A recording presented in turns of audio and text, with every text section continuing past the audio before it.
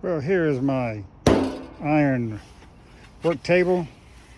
It's got a smooth, flat surface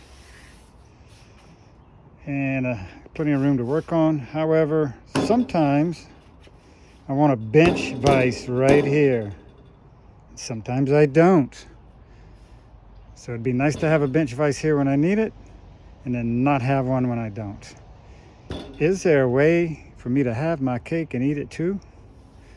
Well, what I did was I took a bench vise, mounted it on a plate, mounted that plate to a hinge, standard door hinge, mounted that door hinge to another standard door hinge in a unique, strategic way, and check this out.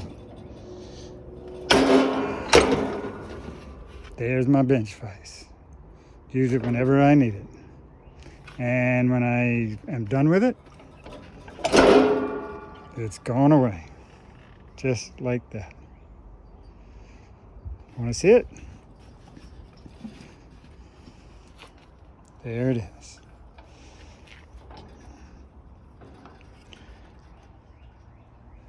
See just how it's done.